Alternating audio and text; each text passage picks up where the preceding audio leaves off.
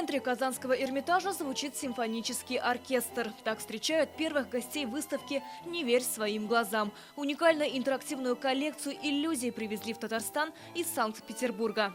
Это выставка об иллюзорности. Это выставка о том, должна ли, вернее, смотря на нее, на эту точку, должно ли искусство быть иллюзорным. Трудно представить себе более увлекательную выставку, где можно ходить, рассматривать, сравнивать.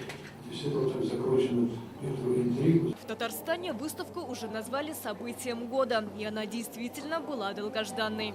О популярности выставочных проектов Государственного Эрмитажа говорит вот даже цифры. Последний проект Александра Македонской посетило более 110 тысяч человек. И мы уверены, что этот выставочный проект «Не верь глазам своим», он будет популярен. Верить глазам на этой экспозиции действительно не стоит. В 6 залах представлено более 250 так называемых обманок, вводящих всех в заблуждение. Эти печенья на самом деле фарфоровая шкатулка 19 века, ветки ягод и цветов, хрустальные этюды фирмы Карла Фаберже. Обманки создавались с целью розыгрыша.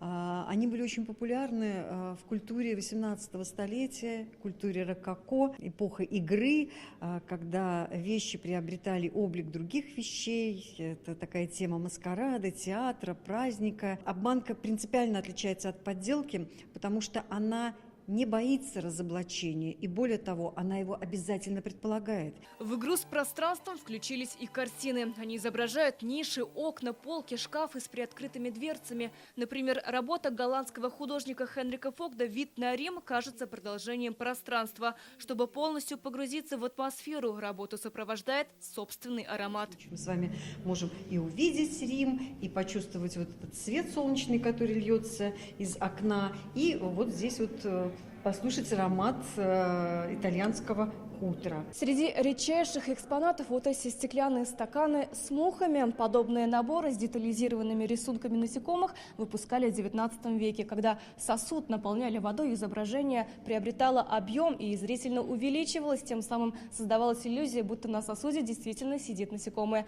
Подобные наборы были особенно популярны среди помещиков.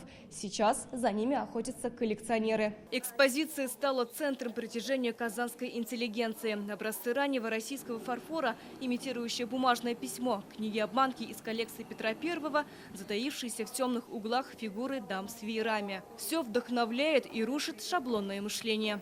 Это всегда вызывает интерес и взгляд с другой стороны на, в общем-то, иногда знакомое полотнище, а иногда открываешь для себя что-то новое. Интересную выставку привез Эрмитаж, и действительно он, как бы вот это обман зрения, обман с разных мест. Эти вот методы, они применяются и на сцене театра.